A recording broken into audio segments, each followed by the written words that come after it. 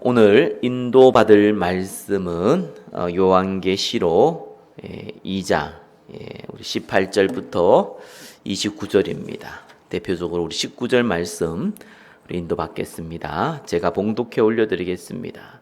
내가 내 사업과 사랑과 믿음과 섬김과 인내를 아노니 네 나중 행위가 처음 것보다 많도다. 아멘. 두아디라 교회에 주신 예언의 말씀이라는 제목으로 말씀 증가하겠습니다. 자, 요한계시록을 사도 요한이 반모섬에서 그 일생 마지막 시간표에 기록하였습니다. 특별히 이 시대에는 도미티우누스 황제가 스스로 본인이 황제 숭배하도록 모든 신하와 또 그가 정복한 식민지 그 국가의 나라에 다 요구를 하였습니다. 그래서 가는 곳마다 황제 우상 숭배를 하게 했고, 특별히 술을 마실 때 건배할 적조차도 황제 숭배를 찬양하며, 또 상가 경제 활동하기 위해서는 이 상가의 이 상업에 조합원이 되어야 되는데 거기에도 반드시 황제 우상 숭배를 해야만 했습니다. 그래서 이 시대에 황제 우상 숭배를 하지 아니할 경우에는 모든 경제적인 사회적인 생활을 할 수 없는 그러한 실제적인 핍박이 있었던 시대입니다. 자, 거기에 이 사도 요한을 통하여서 예언의 말씀 듣고 깨우치고 회개하고 갱신할 수 있는 이 예언의 말씀을 7교회에 전달했습니다.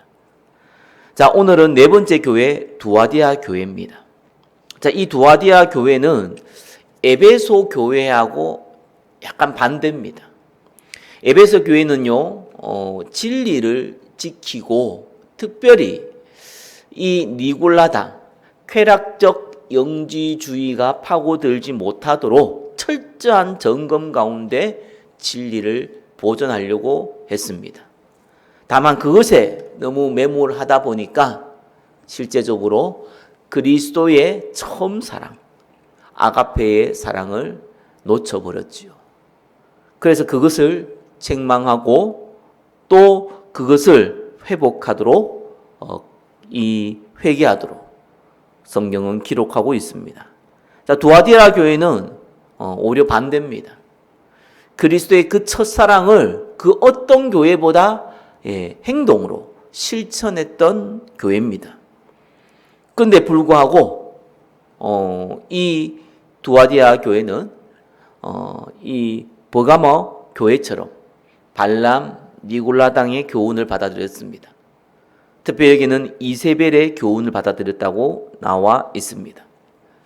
그리하여 그것을 책망하고 또 회개하도록 성경은 기록되어 있습니다. 첫 번째 보겠습니다.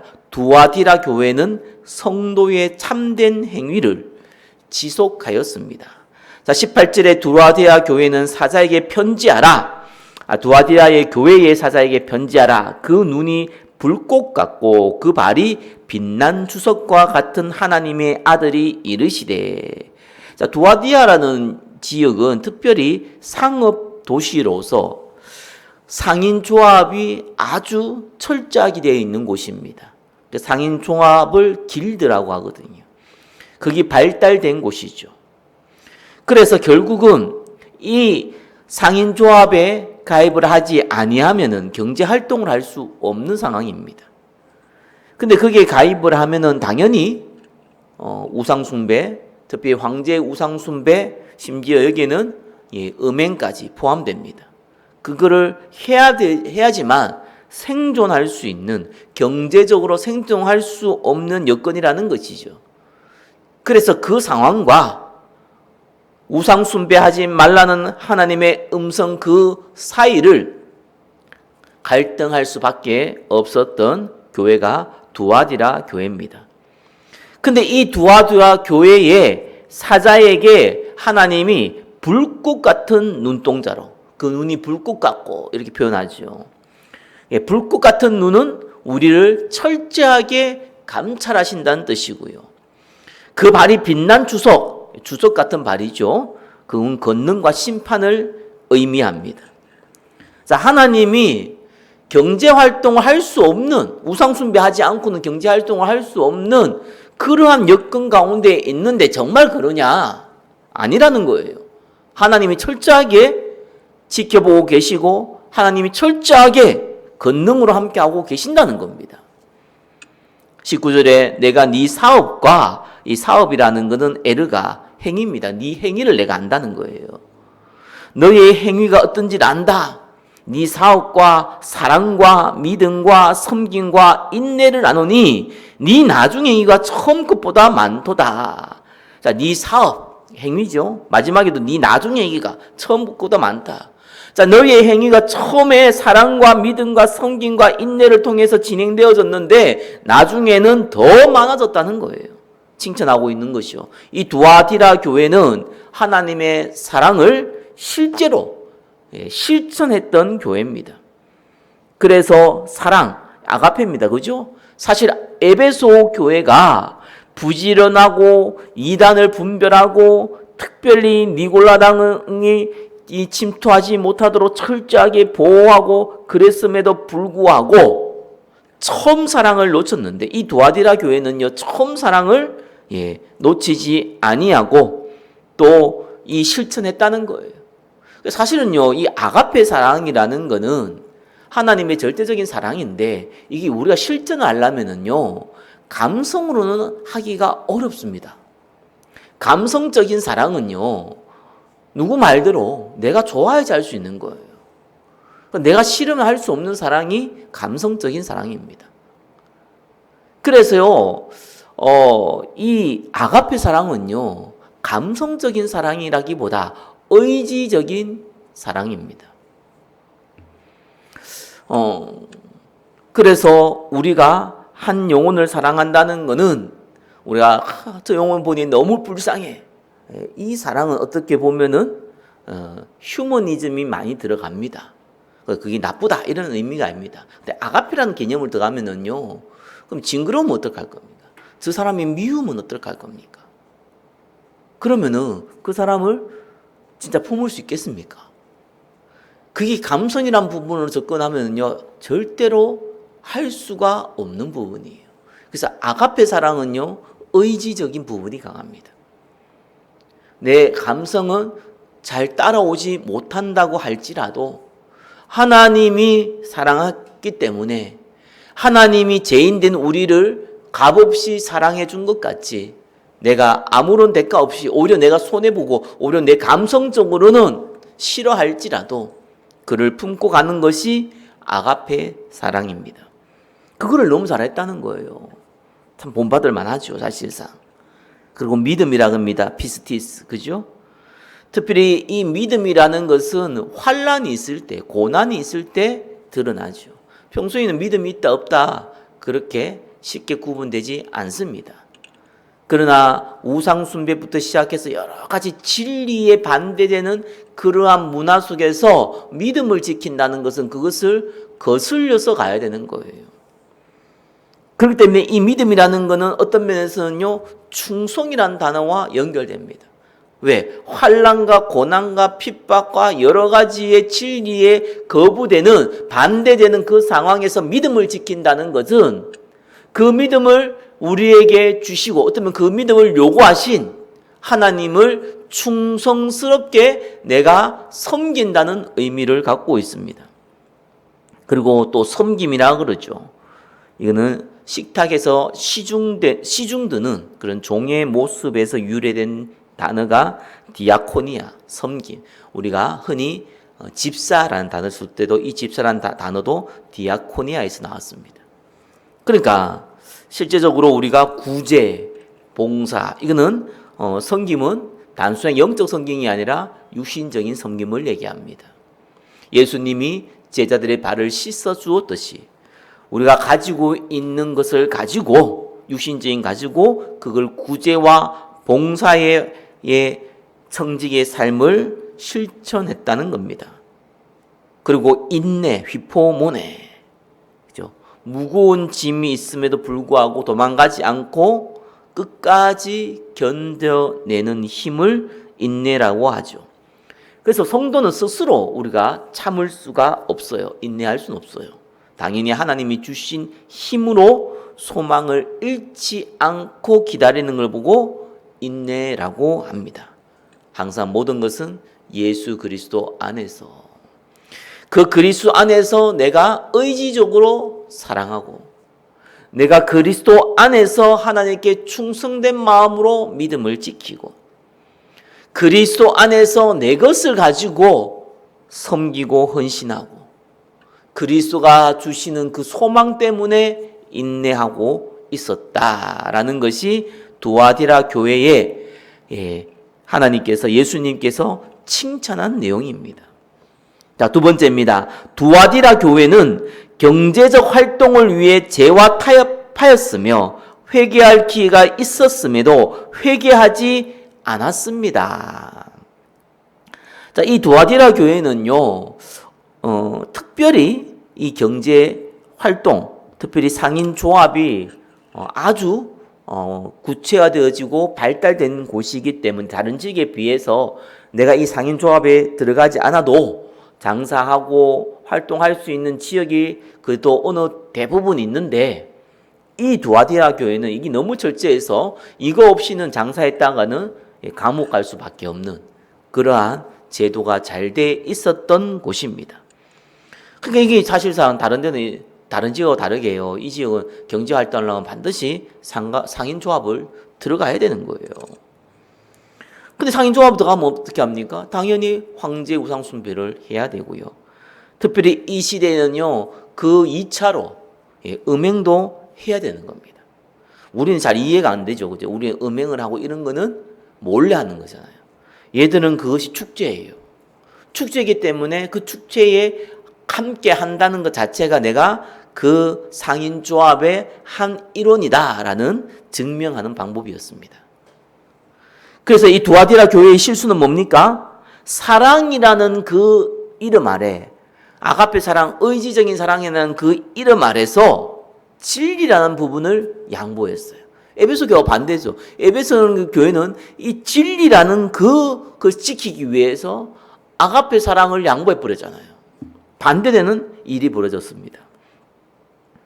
그래서 이 두아디라 교회는요, 사랑, 하나님의 사랑을 의지적으로 실천해야 된다는 것을 하다가 진리를 놓친 케이스가 이 두아디라 교회입니다. 그래서 사랑 없는 진리는 죽은 진리지만 진리 없는 사랑은 아무런 가치가 없다는 거죠. 성경은 그걸 분명히 얘기하고 있습니다. 그래서요, 다른 종교단체도 훨씬 더 많은 봉사와 헌신과 사랑의 실천을, 어떻게 보면은 아가페 사랑의 실천을 하고 있습니다. 그러나 진리가 없는 사랑이에요. 예수 그리스도의 진리, 복음과 전도와 선교에 대한 진리가 없는 사랑은 사실은 휴머니즘의 그 이상도 그 이하도 아닌 것이기 때문에 성경의 입장에, 하나님 입장에서는 아무런 가치가 없는 것입니다. 그래서 여자 이세벨을 네가 용납했다, 자칭 선지자라는 여자 이세벨을 네가 용납했다, 그 진짜 그때 두아디라 교회의 그 선지자가 이세벨인지 아니면 구약의 아방의 아내인 그 이세벨의 이름을 따서 대표성을 두고 이세벨이라고 했는지는 잘 모르겠습니다. 그건 기록되어 있지 않죠. 분명한 거는 이 사람을 용납했다는 거예요. 근데 이 사람들이 뭐였냐니까, 그가 내 종들을 가르쳐 깨어 행음하게 하고 우상의 재물을 먹게 하는도다. 이걸 내가 책망했다는 겁니다. 용납했다는 것은 방치했다는 거예요. 알지만 그냥 놔뒀다는 거예요. 공동체의 순결을 해치는 이런 이단적 가르침을 단호하게 처리하지 못했다는 것을 의미합니다. 사랑은요, 죄를 묵인하는 것이 아닙니다. 그 죄를 묵인하고 품는 것이 아니에요. 사랑은 죄를 돌이키게 하는 거예요. 그죠? 그 죄를 용납하면 안 됩니다. 그 죄를 회개하고 품는 거예요. 회개하지 않는 그 죄를 가지고 품는 것은 사랑이 아닙니다. 맹목적인 행동입니다. 근데 어떻게 했냐니까 내 종을 가르쳐 깨어. 자, 여기서 가르쳤다고 나와요. 그걸 깨웠다고 나옵니다. 행음하게 하고 우상의 재물을 먹게 하는도다. 당시 상인조합 길드라 그랬죠. 여기에 참여하려면 황제의 우상 숭배뿐만 아니라 다른 우상 숭배를 하는데 반드시 뒤에 잔치를 행하는데 그것이 음행을 하는 것이 필수적인 과정이었어요. 그래서 이 이세벨이라는 선지자가 그리스도인 예수 믿는 사람이 어떻게 안 먹고 살 수 있냐. 그렇기 때문에 이 시대적인 상황이 이러니까 우리가 그 정도 우리가 먹고 살기 위해서 경제 활동하기 위해서는 그 정도는 해도 괜찮다라고 가르쳤다는 거예요. 그래서 상가조합 할 때 먹고 살아야 되니까 당연히 그게 들어가야 되고 들어가면은 당연히 황제 우상 숭배하는데 그냥 하는 척 해주고 그것도 잔치하는데 같이 좀 해주고 그래야 교회 헌금도 하고 그것도 헌금 가지고 또 봉사도 할 수 있지 않겠냐라는 것이 이 이세벨을 용납하는 방법이었고 이 이세벨이 가르치는 내용이었다는 거예요. 경제적인 이득을 위해 신앙의 핵심 가치인 우상숭배하지 말라는 이 핵심 가치를 포기하게 하는 행위를 만들었다는 거예요. 그래서 이게 우상숭배와 행음이 같이 들어가는 겁니다. 근데 21절에 뭐라고 했냐가 또 내가 그에게 회개할 기회를 주었다고 나오죠. 주의 종들을 통해서 아니면은 양심의 가책을 통해서 회개할 수 있는 그러한 환경과 소명을 끊임없이 제공해줬다는 거예요. 어쩌면 구원받은 사람은요, 양심이라는 것이 불신자 양심하고 다릅니다. 우리가 뭐 도덕적으로 윤리적으로 똑바로 행동했다, 틀리게 행동했다 이런 양심이 아닙니다. 포함되거든요. 하나님 앞에서 이건 아니지 않느냐라는 최소한의 양심이에요. 그 양심은 구원받은 사람에게는 반드시 본능적으로 가지고 있습니다. 이건 도덕윤리와 다른 얘기입니다. 하나님의 진리를 전하는 자가, 하나님의 진리를 보존해야 되는 자가, 하나님의 진리를 증거해야 되는 자가 이 상황에 있다는 것은 하나님이 너무너무 싫어하신다라는 것이 본능적으로 알고 있는 거예요. 이건 윤리도덕의 개념이 아닙니다. 그런데 그거에 대한 양심의 가책, 또 여기에서는 반드시 이 진리를 수호하고자 하는 우상숭배하면 안 돼. 아무리 우리가 굶어 죽어도 우상숭배하면 안 돼. 그 상가조합에 이 상인조합에 들어가서 우상숭배하고 행하면 안 되라고 하는 반드시 그러한 사람도 있었고 주의 종들도 있었을 거예요. 그 얘기를 통하여서 양심의 가책을 끊임없이 들었음에도 불구하고 자기의 음행을 회개하고자 하지 아니하는도다라고 했습니다. 결국은요, 시간이라는 건 딱 제한되어 있어요.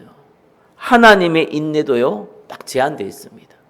하나님의 사랑이 무한하지만 이 시간이라는 시간표 안에서 하나님은 딱 시간을 정해놨다는 거예요. 그래서 그 시간이 차면은 반드시 심판이 즉각 임한다는 경고이기도 합니다.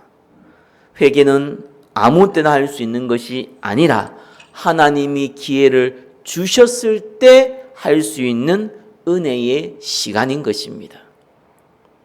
22절에 볼지어다 내가 그를 침상에 던질 터이요. 자, 회개하지 않으니까 어떻게 합니까? 침상에 던진대요. 이 말이 무슨 말이냐니까 이세벨이라는 이 여자가 사실은 어떤 구약 성경의 내용을 대표하는 이세벨이죠. 그 침상에서 음행을 즐기고 죄를 지었잖아요. 그 말은 무슨 말입니까? 네가 즐기는 그 죄의 현장에서 또 이 시대는 특별히 길드, 상인조합 그 안에서 우상숭배하고 음행을 저지르고 경제적 이득을 받지 않느냐. 그러면 네가 즐겼던 그 안에서 뭐 하겠다는 거요? 쾌락의 장소인 이 침실을 고통과 질병의 장소로 바꾸시겠다는 겁니다. 내가 그를 침상에 던질 것이요.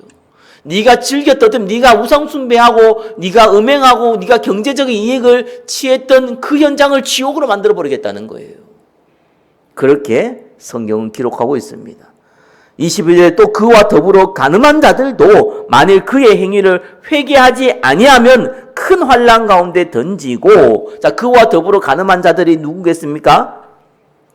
세상의 풍습과 우상 숭배 어느 정도 해도 괜찮다라고 하는 이 이세벨의 가르침에 적당히 듣고 그래야겠다 이렇게 섞여버린 성도들을 얘기하죠. 구원받은 성도들을 얘기합니다. 그들도 회개하지 아니하면 큰 환난 가운데 던져질 것이다. 이렇게 해도 괜찮다는 사람은 더 큰 고통, 그죠? 그리고 그걸 주동한 사람은 더 고통이 있지만 주동하지 않더라도 그 말을 인정하고 어쩔 수 없지, 그래도 나도 먹고 살아야 되니까 이렇게 해야 되지 라고 소극적으로 대응한 사람들조차도 하나님이 큰 환난 가운데 던져버리겠다라고 기록하고 있습니다. 현실적인 생존을 위하여서 이세벨과 타협하지 말라는 겁니다. 왜요? 하나님은 불꽃 같은 눈동대로 주석 같은 발로 우리를 보호하고 계시고 우리를 지키고 계시기 때문에 그렇습니다. 23절에 또 내가 사망으로 그의 자녀를 죽이리니, 이건 진짜 자기 아들 딸을 죽인다 이런 말이 아니라 이세벨의 거짓 교훈을 받아들인, 그래서 그들을 추종하는 추종장들입니다. 추종자들. 그들을 죽이겠다. 그래서 엘리야가 우상 숭배했던 그 사람들을, 그 선지자들을 죽였던 것처럼 죽이겠다. 거짓 가르침을 뿌리 뽑기 위해서 하나님이 죽음으로 심판한다는 모습을 보여주신 겁니다. 그래서 교회를 순결하게 보존하는 것은요, 하나님의 단호한 의지예요. 23절 후반부의 모든 교회가 나는 사람의 뜻과 마음을 살피는 자인 줄 알지라 내가 너희 각 사람의 행위대로 갚아주리라. 겉으로는 아무리 하나님의 그 아가페 사랑을 실천하고 믿음을 지키고 또 헌신을 하고 그렇게 할지라도 하나님은 너희의 중심을 본다는 거예요. 너희 뜻과 마음을 살핀다는 겁니다. 너희의 동기를 본다는 겁니다. 결국은 먹고 사는 게 목적이잖아요. 그 동기를 본다는 거예요. 그래서 내가 너희 각 사람의 행위대로 갚아주리라. 이거는 구원의 조건이 행위에 달린다 이런 말이 아니죠. 그죠? 네가 진짜로 그 행위를 통하여서 네 믿음의 진실성을 증거해라. 나타내라. 라는 얘기입니다. 참된 믿음 있는 자는 이세벨의 그 음행에 참여할 수 없다. 혹 참여하더라도 돌이키게 된다. 라는 거예요. 반대로 이세벨의 교훈을 따라 행하는 것은 그 안에 믿음이 사실상 없었다. 그죠? 회개하지 않는다. 믿음이 진짜로 없었다. 회개한다. 믿음이 약했지만 다시 그 믿음을 붙잡았다. 이런 의미입니다. 세 번째입니다. 세상과 타협하지 않는 자는 이미 받은 진리를 굳게 잡고 기다리기만 하면 됩니다. 두아디라에 남아있는 이사제자 이 교훈을 받지 아니하고, 그죠? 이 이세벨의 교훈을 받지 아니하고 소위 사단의 깊은 것을 알지 못하는 너희에게 말하노니, 사단의 깊은 것이 뭡니까? 이 영지주의자들이 하는 말. 이 영지주의자들이 쾌락적 이 영지주의라 그러거든요. 한마디로 영은 선하고 육은 악하기 때문에 마음대로 해도 된다. 이런 말도 안 되는 소리를 얘기하는 자들이 영지주의자들입니다. 특별히 이 사람들이 어떻게 또 얘기하냐니까요. 내가 진짜 하나님 큰 은혜를 체험하고 싶냐? 네가 큰 재 속에 들어가야 돼. 그러면 네가 큰 재 속에 있으면은 나중에 하나님의 큰 은혜를 받게 돼. 이런 말도 안 되는 소리를 하고 있습니다. 이게 사단의 깊은 것이라는 거예요. 너희들, 그러니까 이 이세벨의 교훈을 받지 않고 이 사단의 영주주의의 이 말을 듣지 아니했던 사람들은, 성도들은 다른 짐으로 너희에게 지울 것은 없노라. 한마디로 특별히 너희에게 할 게 없다. 그러면서 뭡니까? 다만 너희에게 있는 것을 내가 올 때까지 굳게 잡으라. 그죠? 사실상 이 상인 조합에 들어가지 않는 것만 하더라도 어마어마한 믿음의 선택이지요. 그걸로 너희들은 충분한 이 짐을 지고 있다. 그래서 이미 받은 진리 붙잡기만 하면 된다. 하나님이 더 이상의 요구를 하지 않죠. 어쩌면 성도들에게 큰 요구를 하나님이 우리에게 하지 않습니다. 그런 걸 요구하지 않습니다. 우리에게 예수 그리스도를 붙잡고 예수 그리스도를 붙잡았기 때문에 당연히 우상 숭배를 할 수 없음. 혹 하더라도 실수를 하더라도 회개해야 함을 당연한 거 아니겠어요? 그거를 하나님은 저와 여러분에게 요구하시는 겁니다. 당연히 할 거를 해라. 특별하고 어렵고 힘든 걸 하라는 것이 아니라 당연히 해야 할 것. 그래서 예수님이요 마태복음 11장 30절에는 뭐라고 했습니까? 내 멍에는 쉽고 내 짐은 가볍다. 그러면 굶어 죽으면 어떡합니까? 그러면 내가 망하면 어떡합니까? 굶어 죽지도 않을 거고 망하지도 않을 것이고 혹 그렇다 할지라도 가장 값된 순교의 축복을 주실 것이다. 그것이 하나님이 저와 여러분에게 주신 음성입니다. 네 번째입니다. 하나님은 세상과 타협하지 않는 자에게 세상을 다스리는 권세를 주신다고 약속하셨습니다. 26절에 이기는 자와 끝까지 내 일을 지키는 그에게, 자, 모든 7교회의 이 마지막에 이기는 자는 똑같이 나옵니다. 만국을 다스리는 권세를 주리니, 자, 각 교회마다 조금 다르게 표현하는데요. 만국을 다스리는 권세. 27절에는 그가 철장을 가지고 그들을 다스려 질그를 깨뜨린 것과 같이 하리라. 만국을 다스리고 철장을 가지고 그들을 다스려 질그릇을 깨뜨린 것과 같이 한다. 무슨 말입니까? 세상을 심판하고 통치하는 권세에 참여하게 된다. 이거는 죽은 후에 예수님이 재림한 후에 함께 심판한다라는 말도 되지만 이 땅에서 저와 여러분들이요 영적인 참된 심판을 하게 돼요. 그래서 네가 땅에서 매면 하늘에서 매이고 네가 땅에서 풀면 하늘에서 풀리리라. 저는 가끔씩 보면서 바울이요 천장에서 말씀 듣다 떨어져 죽은 유수두라는 청년을요 살렸어요. 성경에 보니까 엘리야가 사르밧 가부의 아들이 죽었잖아요. 살렸어요. 엘리사가 수넴 여인의 아들이 죽었거든요. 살렸어요. 근데 그 내용을 읽어보면요, 기도해서 살렸다가 라기보다는 기도를 했어요. 기도를 해서 살렸는데, 우리가 분명히 하나님의 계획을 두고 보통 기도를 하잖아요. 그죠? 심지어 엘리야 같은 경우는요, 거짓 선지자와 싸울 때도요, 하나님의 음성을 듣고 계획을 두고 기도했단 말이에요.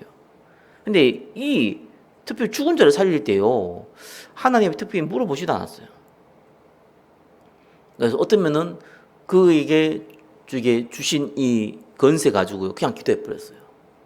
그래서 나는 그 정도의 어떻게 보면은 하나님 권세를 우리에게 주셨다. 다만 그게 아무한테 가서 한다고 되는 것은 아니다. 그래서 성경은요, 권세와 권능을 구분하잖아요. 누가요? 이기는 자. 그래서 이게 수준이 달라요. 이기는 자에게는요, 기도할 때 권능이 나타납니다. 이기는 자에게. 항상 나타나냐? 그러면 곤란하죠. 아니, 베드로가 기도하다가 이 안전벨을 일으킨 게 아니고요, 그에게 구원받을 믿음이 있다고 봤어요. 그러고 나서요, 일으켜 버렸어요. 구원받을 믿음이 있다고 해서 일어납니까? 그건 아니에요. 장애인들이 구원받은 장애인들이 많은데 구원받은 장애인들이 전부 다 나아야 되죠. 그 말이 아니잖아요. 그 말이 아니라 이기는 자의 특징입니다. 그래서 하나님이 특별하게요, 이러한 환난과 어려움과 고통 가운데서요, 이기는 자에게 하나님이 뭘 주시냐니까 권능을 줘요. 권세는 이미 주어졌고 이 권세가 권능으로 드러나는 그러한 시점과 시간표를 줘요. 그걸 우리가 기억하셔야 됩니다. 그죠? 다윗이 성령의 충만해서 찬양을 할 때에, 연주를 할 때에 사울왕에 있는 악신이 나타났습니다. 이건 다른 내용이에요. 이건 다른 내용이에요. 하나님이 그냥 역사했어요. 그죠? 근데 그 다음에도 찬양했는데 사울왕의 악신이 떠나지 않고 사울왕에 창을 두고요, 다윗에게 창을 던져서 죽이려고 했습니다. 같은 상황인데 어떨 때는 악신이 떠나고요. 어떨 때는 더 발악을 합니다. 자, 이거는 좀 다른 얘기죠. 자, 이런 상황하고요. 베드로가 갑자기 가가지고 은과 금은 내게 없고 네가 내게 있는 것을 내게 주는 나사렛의 이름으로 글을 한 거고요. 창틀에 떨어진 유스도로 가가지고 기도해서 살려버린 거고요. 사르밧 가부한테 가가지고요. 이 사부가 아들이 죽었는데요. 이 수넴 여인의 아들이 죽었는데요. 엘리야 엘리사 가가지고 살린 거고요. 요거는요.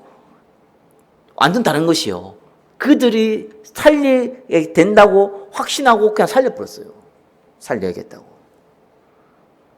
그 다른 영감이 주어진 거죠.